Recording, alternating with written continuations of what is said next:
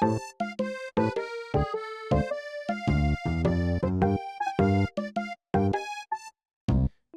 boop, c'est les actualités animées. Bienvenue dans les actualités de cette semaine, nous sommes la semaine du 11 mars 2023. On se retrouve cette semaine pour parler d'animation comme toujours. Les gros sujets de la semaine, ce sera quelques... Cette semaine, c'est beaucoup de grosses nouvelles sur l'industrie, sur de nouvelles formes artistiques, sur des pertes, et aussi un gros événement d'animation, le Cartoon Movie. On va commencer tout de suite. Programme un peu chargé, alors on perd pas de temps. La première activité, c'est une sortie de série chez Arte, la série Samuel de 21 épisodes, qui raconte sous la forme d'un journal intime animé la vie de Samuel, un enfant de 10 ans qui a du mal à s'exprimer ses sentiments envers ses amis et les gens dont il est tombé amoureux, et qui va venir raconter avec beaucoup de douceur le quotidien d'une classe de collégiens-collégiennes. C'est extrêmement chou comme graphisme et très économique par ailleurs, parce que tout est dans un simple trait noir et blanc, et toutes les voix sont faites par la réalisatrice du projet, Émilie Tronche. C'est un projet qui tape en plein dans ma nostalgie des années 2000 avec beaucoup de références musicales mais aussi culturelles à l'époque. C'est aussi un portrait très délicat de la jeunesse, des sentiments naissants, des hontes qu'on peut ressentir à l'âge de l'adolescence. Et c'est une série qui mélange les formes artistiques de très bonne manière avec beaucoup de musique, beaucoup de danse mais aussi de la narration et le dessin évidemment de l'animation. C'est une grosse série coup de cœur pour moi dont j'attendais la sortie depuis plusieurs mois, et au-delà de la qualité artistique de la série, la distribution est aussi très intéressante avec une sortie de 21 épisodes en un seul bloc sur arte.fr, et des épisodes produits au format vertical directement pour TikTok. Il y a eu beaucoup de communication autour de la sortie de la série, je pense que Arte mise beaucoup dessus pour mettre en place sa plateforme de web-série, et un projet transmédia comme celui-ci, il convient parfaitement. N'hésitez pas à vous faire un avis vous-même, les épisodes sont très courts et tout est disponible gratuitement sur les réseaux sociaux ou sur le site d'Arte. Autre courte nouvelle série relayée par Animation World Network, c'est des séries d'animation en développement pour Twilight, la fameuse série de vampires et de romance, et côté Netflix, les saisons 2 et 3 annoncées pour la série live de Avatar, le dernier maître de l'air, qui a eu un bon succès à sa sortie sur Netflix, et qui aura donc le droit à des suites, qui pourront venir conclure l'histoire de la série originale. La troisième nouvelle série, elle est un peu plus triste, c'est le site Rostertis, qui était un site et un studio de création de vidéos, notamment d'animation et de web-séries, qui va fermer ses portes après 21 ans d'activité. Rostertis, j'en ai parlé à quelques occasions ici, c'est le studio qui est derrière Ruby et Red vs Blue, des séries iconiques de la web-série d'animation, à la fois du Makimina, du coup de l'animation dans des moteurs de jeux vidéo, mais aussi des séries originales comme étaient Ruby ou Genlock. Ça faisait plusieurs mois que la bonne santé économique de l'entreprise était en danger, avec des pertes de revenus, une communauté en décroissance et des changements de modèle économique. Plusieurs opérations pour relever les finances du site et du studio avaient été faites, mais sans grand succès, car l'annonce a désormais été faite de la fermeture du studio. Voilà, il y a un communiqué de presse assez touchant qui a été publié il y a quelques jours de cela, et qui revient sur tous les accomplissements de l'entreprise, mais aussi de l'énorme communauté qui s'était créée derrière ça. Faut se dire qu'en France on connaît moins, mais dans les communautés internet anglophones c'était quand même un vrai truc, Rostertis, et de nombreux artistes de la 3D sont passés par cette entreprise. Reste en suspens la question de la continuation des séries, parce que leur série iconique Red vs Blue vient de se terminer cette année tout pile, mais leur autre série, culte Ruby, elle était encore en cours. L'acquisition est en cours par la Warner, et donc on va voir si le projet continue là-bas. Pour continuer, on va malheureusement rester dans cette déprime culturelle qu'il y a en ce moment avec beaucoup de projets artistiques qui s'arrêtent, avec un nouveau twist dans l'histoire de Coyote vs Acme. Animation World Network partageait le 4 mars dernier que le futur de ce long métrage, annulé puis désannulé puis re-annulé à nouveau, semblait très sombre. Ce film, entièrement achevé et malgré le soutien de nombreux stars et actrices de l'industrie, n'arrive pas à voir le jour en salle, et les quelques solutions de distribution qui avaient été proposées n'ont pour l'instant pas été prises. Pour le rappel, l'histoire derrière ce long métrage, c'est que la Warner Bros. A financé l'entièreté du film et préfère ne pas le sortir pour réussir à avoir accès à une réduction d'impôts, mais cela sous condition que le film ne sorte jamais et ne génère aucun argent. C'est donc un film qui est tué uniquement pour des raisons financières. Et on va finir cette séquence de mauvaises nouvelles avec la perte d'un grand artiste, Akira Toriyama, qui nous a quittés cette semaine. Toriyama, c'est le mangaka derrière Dr. Slump, derrière Dragon Ball Z, derrière Dragon Quest et de très nombreux projets d'animation et de jeux vidéo. C'est quelqu'un dont le travail est absolument cultissime à travers le monde entier, et dont on doit beaucoup de choses pour la narration et pour le graphisme dans la création de mangas d'action, et qui est malheureusement décédé il y a quelques jours de cela pour des causes de maladie. Voilà, une pensée pour lui et tout ce qu'il laisse derrière lui, et l'impact. C'est un artiste dont le travail a marqué des millions de personnes, et je regrette beaucoup cette perte. Bon, quittons les mauvaises nouvelles et parlons de choses plus joyeuses, avec cette semaine les nominations des Oscars. Si il y a une remise de prix au monde que vous connaissez, c'est sûrement celle des Oscars, qui a rendu son verdict cette semaine avec beaucoup de nominations pour Oppenheimer, Barbie et une nomination pour le scénario pour Anatomie d'une chute. Mais côté animation, les deux films qui ont été récompensés sont Le Garçon et le Héron de Hayao Miyazaki, qui remporte le prix du meilleur long métrage d'animation, et War is Over de Dave Mullins, qui remporte le prix pour le meilleur court métrage d'animation de 2023. 2 films que l'Académie a souhaité récompenser pour leur qualité technique et scénaristique exceptionnelle. Et pour Le Garçon et le Rond de Miyazaki, il y a évidemment dans toute la communauté de l'animation un grand sentiment de reconnaissance envers ce grand maître en activité. S'il fallait que quelqu'un gagne, ça devait être lui. Et ça fait évidemment écho à la victoire de Chihiro il y a plus d'une vingtaine d'années de cela. Bon, après avoir parlé des grands maîtres, on va parler de l'animation du futur. Côté futur, 2 bonnes nouvelles. La première nouvelle, c'est Women in Animation, l'association féministe américaine en collaboration avec l'UNESCO, qui a lancé son programme Stories X Women. C'est un programme d'aide internationale pour les réalisatrices et réalisatrices d'animation pour réussir à se lancer dans la réalisation de films à l'échelle internationale. C'est un programme d'accompagnement, de mentorat et d'aide financière pour permettre à des réalisatrices et réalisatrices de venir pitcher leurs projets à Annecy cet été en France. Ça permet d'amener énormément de visibilité et d'aide financière à des artistes qui en ont bien besoin. Et notamment, le programme est spécialement orienté vers des réalisatrices et réalisatrices des pays de l'hémisphère sud, des pays en voie de développement, notamment beaucoup de productions en Amérique du Sud et en Afrique. Et ça, c'est vraiment une superbe initiative pour l'inclusivité dans le milieu. C'est vraiment très enthousiasmant de voir que des grandes associations comme ça mettent les pierres pour que l'animation de demain soit plus inclusive. Autre bonne nouvelle côté de l'animation anglaise, c'est une annonce du gouvernement anglais qui a décidé d'augmenter les avantages en termes d'impôts pour les productions d'animation indépendantes. C'est un système qui existe aussi en France et qui permet d'alléger énormément les impositions sur les entreprises de l'industrie créative, ce qui est particulièrement vital pour l'animation vu ses coûts de production très élevés. Et des telles décisions gouvernementales ont eu des impacts très positifs sur les industries de l'animation dans ces dernières années en France, mais partout en Europe aussi. Et on ne peut que se féliciter que le gouvernement anglais continue dans cette direction. En France, on est plutôt sur une stagnation des aides, voire une baisse, selon les décisions qui seront rendues par le gouvernement dans les prochaines semaines, mais je vous en reparlerai en temps voulu. On va continuer par une série d'études assez complexes et dont je reviendrai dans un futur dossier car le sujet est vraiment très complexe, mais je vais quand même les évoquer ici de manière rapide. Ces 2 études sur l'impact des IA, notamment des IA génératives, sur les industries créatives en France et aux États-Unis.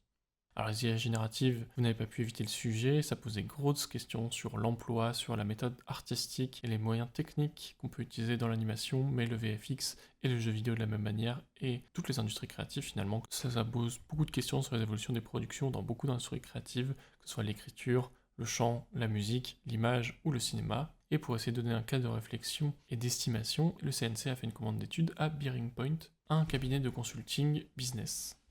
Alors cette étude, elle revient de manière pédagogique sur les différents aspects de l'intelligence artificielle, comment elle permet d'automatiser, se renforcer elle-même et finalement de gérer des images ou des textes. Elle rassure sur le fait que l'intelligence artificielle sous différentes formes a toujours fait partie de la pratique de l'informatique, mais qu'on assiste en ce moment à une accélération très importante, notamment avec des modèles comme ChatGPT, DALL-E ou Midjourney, et qu'actuellement on atteint un nouveau stade.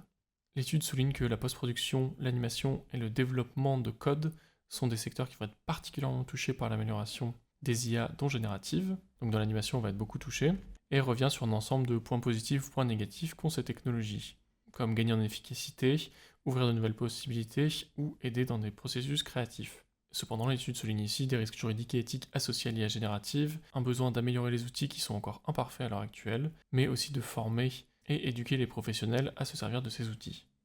L'étude souligne quelques problèmes sociologiques et d'emploi qui vont forcément être créés par le développement de ces outils de manière massive, notamment le fait qu'elles vont exacerber les inégalités du milieu, les personnes moins formées étant touchées plus massivement que les personnes bien installées, et les petites entreprises n'ayant ni le catalogue d'images ni le secteur recherche et développement vont se retrouver très en retard par rapport aux grosses entreprises pouvant se permettre ce genre d'investissement. L'étude souligne également les impacts à long terme que pourraient avoir les IA, notamment une dévalorisation des savoir-faire actuels, un impact environnemental assez important pour le développement de ces outils, probablement un grand impact sur la diversité culturelle à la fois scénaristique et visuelle, car ces outils ont tendance à la reproduction plutôt qu'à l'innovation, une possible saturation du marché de la distribution par le plus grand nombre d'œuvres produites, mais aussi des problèmes légaux de droits d'auteurisme et d'appartenance des œuvres créées.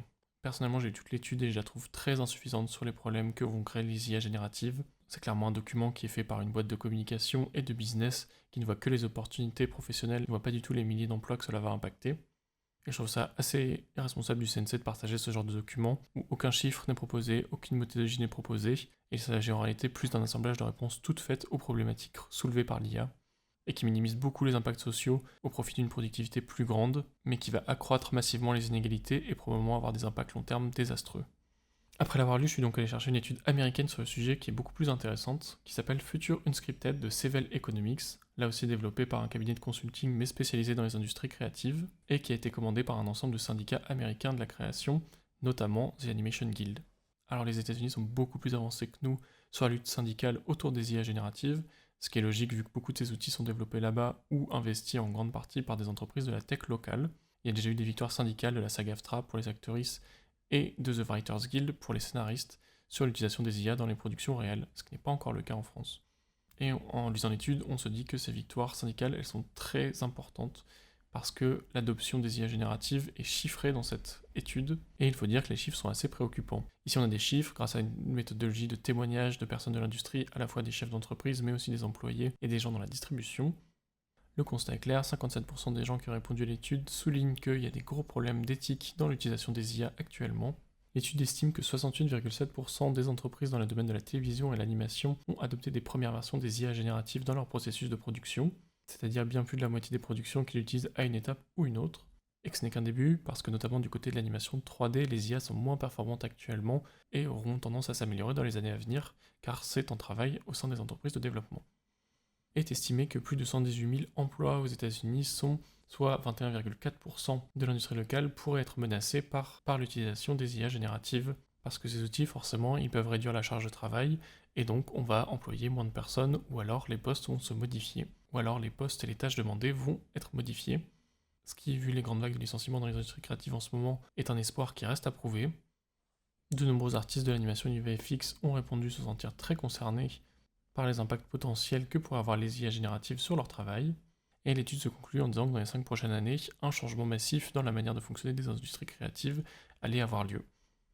Pour l'animation, cela veut dire des milliers de postes qui vont être touchés par l'utilisation de ces IA génératives par les entreprises, probablement des très grandes modifications dans les savoir-faire qui, comme je disais précédemment, vont toucher les personnes de manière inégale et selon leur spécialité, et que c'est notamment les jeunes personnes dans l'industrie qui seront touchées le plus massivement. Pour l'instant, peu de perspectives optimistes ressortent de cette étude, probablement moins d'emplois ou des emplois très différents demandant des reconversions, des grands conflits entre le management des entreprises et les employés et artistes, et une course vers l'or de l'industrie qui pourrait laisser beaucoup de personnes derrière elle. On peut espérer que les luttes et victoires syndicales qui ont en cours en ce moment aux États-Unis pourront impacter le reste du monde, car si l'étude s'est centrée sur des points spécifiques de l'animation et du VFX américain, on sait que l'utilisation de ces outils aura des conséquences disruptives sur l'ensemble de l'animation créative mondiale. Voilà, si vous souhaitez lire cette étude vous-même, vous pouvez la retrouver entièrement sur le site de CVL Economics ou sur le site de The Animation Guild qui l'avait partagé en janvier dernier. Alors si je vous parle de tout ça, c'est pas juste pour créer de la peur chez vous. On entend beaucoup de discours autour du fantôme de l'IA ces derniers mois, et beaucoup de personnes dans les positions de pouvoir minimisent énormément son impact, mais ça n'empêche pas beaucoup de corps de l'industrie de s'y intéresser de très près, que ce soit des écoles qui en font leur enseignement, des films circulant en festival utilisant les technologies d'IA générative, comme Sora, l'outil de vidéo en IA générative créé par OpenAI, créateur de ChatGPT et DALL-E, et de plus en plus d'entreprises d'animation sont également prêtes à faire le pas. Bref, je reviendrai sur tout ça dans un dossier plus complet sur les semaines à venir, et je vous expliquerai mieux ça en détail. Continuons avec 2 courtes nouvelles RECA, le réseau des écoles de cinéma d'animation qui va organiser le 15 mars prochain son Think Tank, qui est une réunion entre professionnels pour discuter de l'avenir du réseau et de l'enseignement de l'animation en France. C'est un événement uniquement sur invitation, donc je ne fais que le citer ici. Mais l'autre initiative RECA un peu plus enthousiasmante, c'est la création d'un guide de recherche sur les stages. Le mot est bien passé dans l'industrie que les stages c'était la grande galère en ce moment, et l'Eureka va donc créer un document d'aide basé sur des témoignages d'étudiants et étudiantes. Si c'est votre cas, vous pouvez venir poser des questions dans un Google Forms qui a été partagé par l'Eureka. C'est une initiative qui est assez tardive, mais elle a au moins le mérite d'exister. Côté événementiel, on va avoir beaucoup d'événements cette semaine. On a du 8 au 15 mars prochain le Animate in France à Clermont-Ferrand, qui est un tout jeune festival qui se lance cette année, qui est spécialisé dans les rencontres et projections autour de l'animation française. Il n'y a pas encore eu beaucoup de communication autour car c'est la toute première édition, mais je me réjouis d'avoir un festival spécialisé animation à Clermont-Ferrand. À Paris, il y a les YAMAG au Forum des Images, un cycle de masterclass dédié au concept art et au travail de l'image, qui s'est arrêté pendant plus de 5 ans, mais qui va reprendre du 15 au 17 mars prochain, avec des spécialistes du jeu vidéo, de l'illustration, de la VR et du cinéma d'animation qui vont venir parler de leur travail, expliquer leur méthodologie et essayer de la transmettre aux nouveaux artistes. Si ces sujets vous intéressent, je vous encourage à aller sur le site de YAMAG avec plus de précision, mais aussi les captations des événements précédents. Et du côté de Valence, nous allons avoir le festival d'un jour, la grande fête du cinéma d'animation, qui aura lieu du 18 au 23 mars prochain. C'est un festival spécialisé animation, avec une très large programmation de courts et longs métrages, avec également des masterclass, des visites de studio et des événements d'initiation à l'animation. C'est un festival qui est très complet et qui fête cette année ses 30 ans et aura pour invité d'honneur Florence Miaille qui viendra parler de son travail et faire des démonstrations auprès du public. Voilà, si vous êtes à Lyon, Annecy ou Valence, n'hésitez pas à y passer. Le tout dernier événement et gros événement, c'est le Cartoon Movie. Je l'avais évoqué la semaine dernière, mais maintenant les trailers ont été diffusés. On en reparle dans un instant. C'est le grand événement forum autour du financement de long-métrage d'animation européen. 55 projets cette année qui tentent leur chance pour trouver acheteuses et financement pour se développer jusqu'à la production. Cette année, l'accent a été mis beaucoup sur les récits d'aventure, beaucoup de récits hivernaux et dans la neige, et pas moins de 15 projets d'initiatives françaises sur les 55, ce qui rappelle encore une fois la domination de la France dans ce genre d'événement. Et au terme de l'événement, le Cartoon Movie a fait son petit bilan, 886 participantes, dont 264 acheteuses. L'événement continue à grandir, et dans les projets ayant retenu le plus l'attention des acheteuses, on a beaucoup de productions jeunesse 3D cette année, ce qui est généralement le standard de ce genre d'événement, mais il y a aussi beaucoup de projets chouettes plus indépendants et originaux, dont je vais vous parler dans un instant, car nous allons rentrer dans les belles images, qui cette semaine est dédiée à mes staff picks de cet événement du Cartoon Movie. Ces 6 films dont je n'ai pas parlé ici avant et qui ont spécialement attiré mon attention. Évidemment, c'est des choix sur un trailer de 30 secondes et quelques lignes de pitch, mais je voulais en toucher un mot ici. Le premier, c'est le projet Les chiens ne font pas des chats de Alain Gagnol, un réalisateur qu'on connaît pour de nombreuses productions comme Phantom Boy, Une vie de chat et le récent Nina et le secret du hérisson, qui revient pour un nouveau long métrage où il sera cette fois-ci seul à la réalisation, racontant dans une très belle animation 2D, au rendu crayonné et peint, et des belles couleurs chaudes qu'on lui connaît, l'histoire d'une grand-mère qui doit emporter ses 2 enfants dans un road trip où elle leur révélera que toutes les personnes de cette famille ont un pouvoir spécial, celui de parler aux animaux. C'est très beau graphiquement, comme à l'habitude de Gagnol, et je suis très curieux de ce qu'on va pouvoir voir avec ce personnage de grand-mère dans les univers assez décalés dont on a l'habitude avec ce réalisateur. Voilà, je ne prends pas tant de risques avec celui-ci parce que c'est quelqu'un de très chevronné. Autre projet de personne chevronnée, c'est Mon été à la cité de Jean-Pascal Zadi et Louis Clichy. Alors c'est un projet qui est assez atypique parce que ça vient d'un réalisateur et humoriste qui vient du live, Jean-Pascal Zadi, connu pour le film Tout simplement noir ou son rôle dans la série En place. Cela va raconter l'histoire de Cali, un jeune garçon normand qui vient s'installer à Bondy dans la banlieue parisienne durant un été et va devoir s'adapter à ce tout nouveau monde pour lui.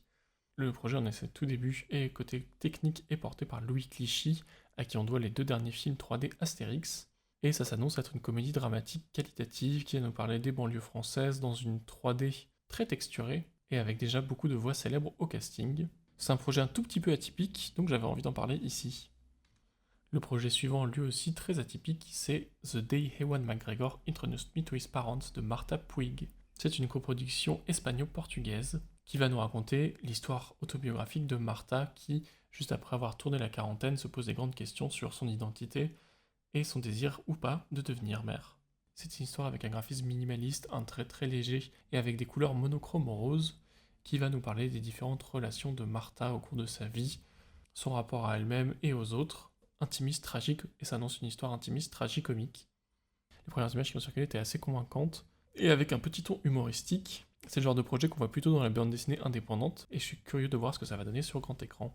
Le projet suivant très attendu, c'est The Wild Inside de Patrick Imbert, que vous connaissez normalement pour son travail sur Le Sommet des Dieux, où il était réalisateur.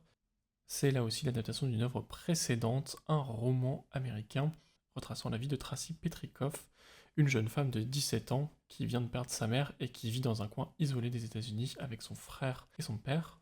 Le graphisme très réaliste, très froid de ces paysages alaskiens, de ces paysages de l'Alaska, et l'histoire qui a l'air de partir beaucoup du côté du thriller, m'ont beaucoup intrigué. Des projets ado-adultes comme ça, c'est vraiment très rare, et c'est porté par le succès précédent de Patrick Imbert. Le trailer laissait imaginer beaucoup de mystères, peut-être une romance entre les 2 héroïnes, et un fort accent sur la psychologie. Le projet suivant, et on est obligé d'en parler parce que c'est la stop motion, dans la stop motion, c'est The Treasure of the Worm, le trésor du Wyrm, l'adaptation d'un livre Il Tesoro del Bigato, qui est un projet entre l'Italie, la France et la République tchèque. C'est l'histoire d'un vieux moine reclus au fin fond de la forêt qui va devoir s'occuper d'un très jeune enfant et lui trouver un nouveau chez soi. Les images en stop motion qui ont été projetées au Cartoon Movie étaient extrêmement convaincantes, des designs un peu biscornus avec des poils dans tous les sens et des monstres étranges. En termes d'ambiance, ça a l'air vraiment très réussi. Et ça annonce un projet mi-fantastique, mi-comédie qui a l'air sympathique. Pesta, un projet norvégien mais qui sera développé également avec la France et l'Allemagne. C'est l'histoire d'une romance médiévale fantastique entre Astrid, une jeune noble au pouvoir caché, et Eliève, un jeune homme ténébreux qui vit comme un hors-la-loi. Les premières images sont extrêmement séduisantes, elles alternent entre des belles scènes médiévales et des images plus sombres autour de la peste noire qui ravage l'Europe à cette période-là. On sent que cette histoire d'amant maudit va aller très loin. Je trouve que le ton qui est donné par la description et les images font extrêmement référence à la littérature jeune adulte, et je trouve ça hyper enthousiasmant, un projet d'animation qui veut faire ça au format long métrage. J'aime les histoires de romance, j'aime les histoires de médiéval, et j'aime les histoires avec un beau graphisme 2D, donc je suis 100% avec Pesta. Voilà, ce sera tout pour les belles images. Vous avez 49 autres projets dont vous pouvez voir les images sur le site du Cartoon Movie et lire les pitchs. Mais en tout cas, ces 6-là, ils m'ont marqué personnellement moi, donc je voulais vous en parler. On va donc pouvoir finir cette émission avec les sorties cinéma avec un film au titre exceptionnellement l'événement Final Fantasy VII Advent Children Complete. C'est en réalité une ressortie du film Final Fantasy VII Advent Children qui était sorti au milieu des années 2000, tiré d'un spin-off du jeu vidéo japonais Final Fantasy VII, et qui racontait la suite des histoires de Cloud Strife, un jeune soldat mélancolique ayant récemment sauvé le monde, et qui va devoir se battre à nouveau contre une résurgence du mal. Ça ressort dans une version remasterisée avec des scènes supplémentaires et accompagnée d'interviews de l'équipe créative derrière le film, c'est-à-dire les réalisateurs Tetsuya Nomura et Takeshi Nozue, pour une séance totale de 2h19. Si ce film ressort maintenant, ce n'est pas tout à fait un hasard, car vient de ressortir le jeu vidéo Final Fantasy VII Rebirth, un remake du jeu vidéo original, et c'est donc le moment pour célébrer en animation des œuvres autour de cette licence.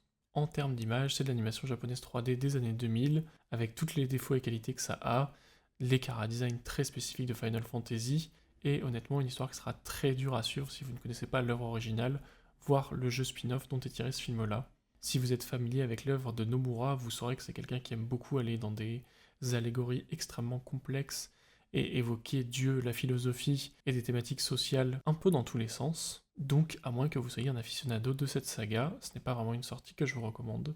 Je conclurai exceptionnellement cette ressortie avec 2 petites nouvelles, qui est des déclarations du corps dirigeant de Square Enix, la boîte derrière Final Fantasy, qui compte dans les prochaines années utiliser de manière très agressive les technologies d'IA dans le développement et la publication de ces jeux vidéo, et que Final Fantasy, même si ça nous vient du Japon, on a aussi une existence en France, car depuis quelques années, juin 2021, le studio Supergroup Studio est en train de développer une série Final Fantasy 9 qui devrait voir le jour dans les années à venir.